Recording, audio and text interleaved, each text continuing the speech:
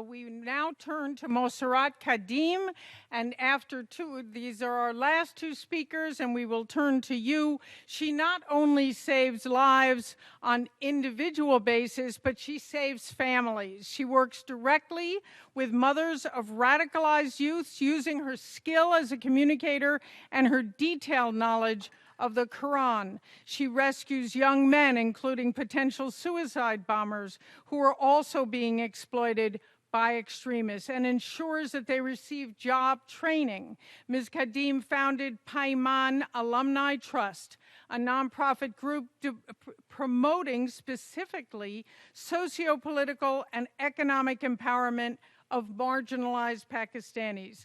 I give you Mossarat Qadeem. Thank you very much. Bismillahir Rahmanir Rahim. Excellencies, ladies and gentlemen, Assalamu alaikum and a very good afternoon. I'm really happy and honored to be invited to speak to this august house. My organization, PAIMAN Trust, started working as a movement which we call Let's Live in Peace in 2007, at a time when public awareness of the destructive socio-cultural impact of violent extremism on Pakistani society had not gone beyond mere media estimates of the dead and the injured. The general public understanding and appreciation of the wider issues was either missing or extremely weak. Most mainstream analysis of the rise of religious extremism and terrorism in Pakistan were conducted and were couched in traditional foreign policy and security narratives, which carried little investigation into the root causes as well as the socio-cultural impact of this violent extremism on individuals and communities, especially on women, youth, and children. And it was in this context that PAIMAN started its movement of engaging youth and women in the conflict-prone and conflict-affected communities of Khyber Pakhtunkhwa and federally administered tribal area, the area which border Afghanistan. We started working with the youth, the educated ones, initially, but in the process we found out that the educated youth definitely needs to be engaged in countering violent extremism strategies and programming, but there is more to do at the community level, and for that we developed a program where we included the communities in the process as a whole. We started the program of engaging the mothers at two levels. We knew that it is a mother who understands and registers the first sign of resignation and anger in her child if he goes the wrong way. So we build her capacity at two levels. In our part of the world, it is so difficult to take the women out of the house. So we invited them, we attracted them through offering them the livelihood skills.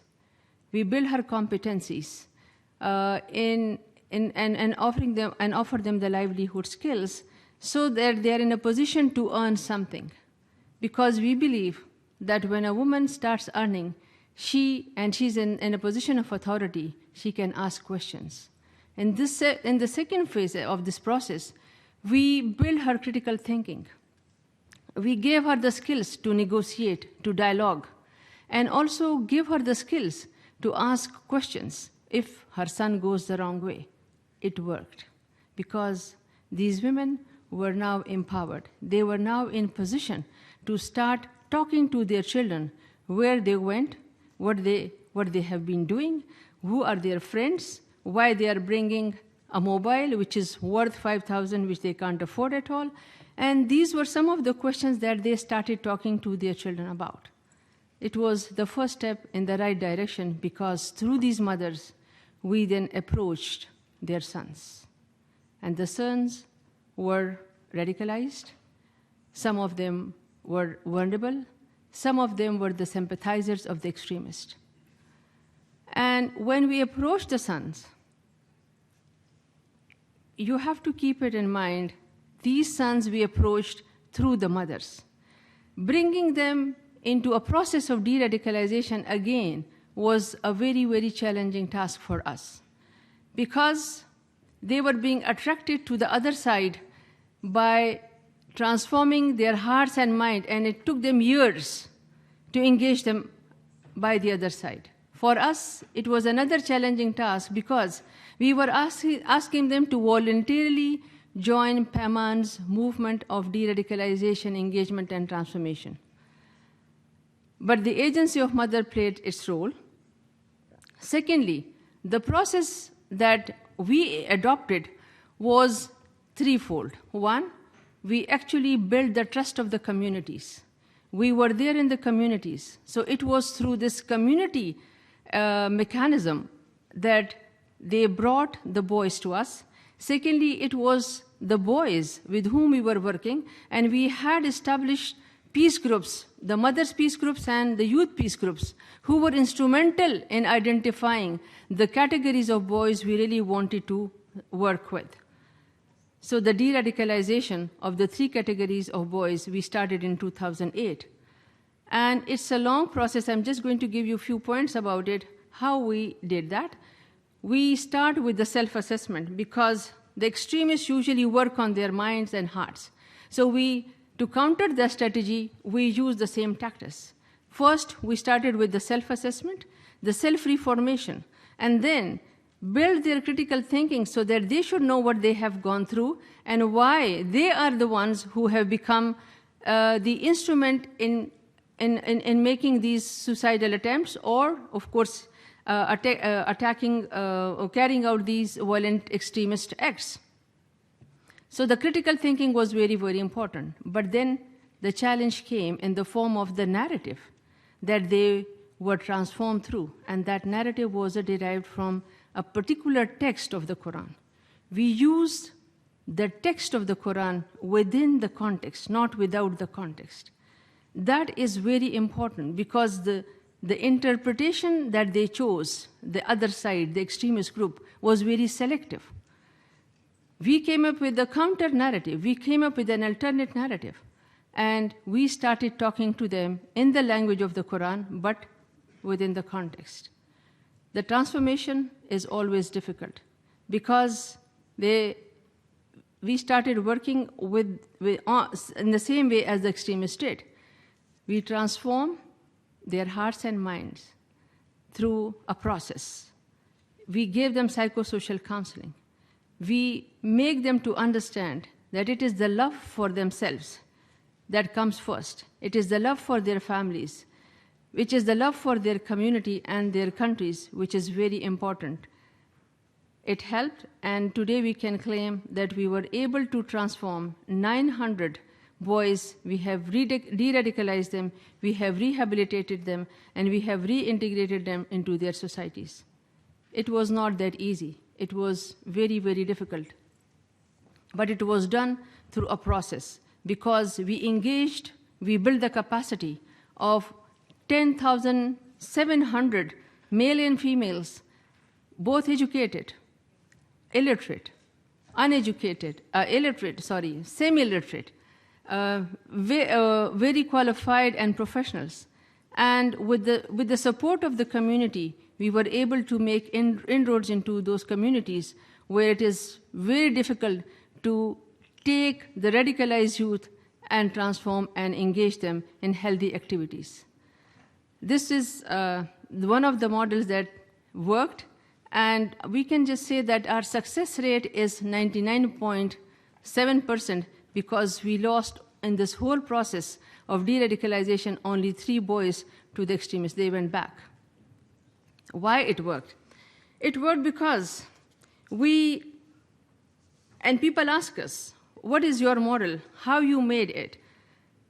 After transforming and after working with thousands of community members, we came to a conclusion that unless and until you don't include and involve the communities in the decision-making, in taking the ownership of their security, of the de-radicalization and the countering violent extremism initiatives, the extremists will succeed.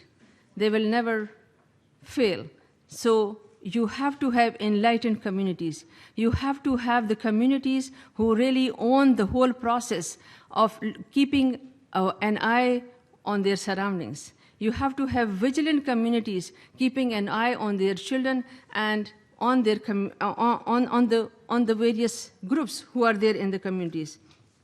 So we can rightly say that our model is indigenous, it is innovative, because we are not only engaging the mothers, we are not only de-radicalizing the youth, but we are actually engaging the communities, building their capacities in how to counter the violent extremism in their areas, how to actually transform the conflict in their areas, and how to build peaceful communities.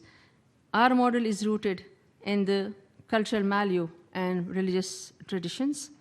We are leading the fight against extremism by challenging the root causes.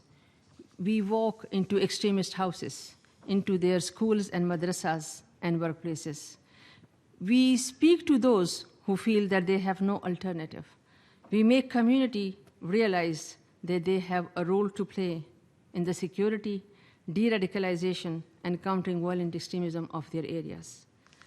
We at PAIMAN believe that the path to counter violent extremism has to be paved with reconciliation, sharing, and community ownership.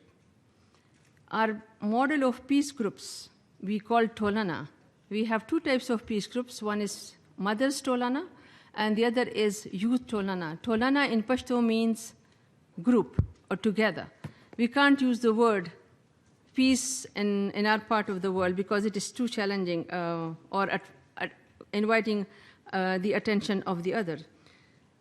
So this Tolana is basically an internal community mechanism which helps promote practice of peace, dialogue, and countering violent extremism from the inside. And the basis of our peace groups, Tolana, is engagement. Its virtue is protecting its soil and its interest. Its commitment is to bring peace and harmony for every individual, the community, and the country. Tolana today has become a movement who is working against all odds in a non-violent manner to address violent extremism. We can claim today that we have prevented thousands of youth from becoming extremists. We have helped them in rehabilitation and reintegration by creating awareness among community members, by making them vigilant, by building the capacity of youth in conflict transformation skills, community mediation, dialogues, and networking. We believe that we have to win this battle, but it can't be won alone unless and until the government, the civil society, and the communities work hand in glove to address this issue. And I only have to make two suggestions here. One, that the UN can really help the countries because it is a platform that is that provides a common platform where the experts, the practitioners, can come together and share their experiences, insights with the rest of with the member countries, and they can work with the individual countries, taking the best practices, keeping the best practices in front. Secondly, I think what we learned in the process of this engagement, peace education is not important, but it is crucial for today's world. We need to make education more inclusive. We need to make the intracultural, intrafaith, and interfaith processes as a part of the education, and I think this also can be done through the United Nations. Thank you very much. Thank you very much, Mossarat.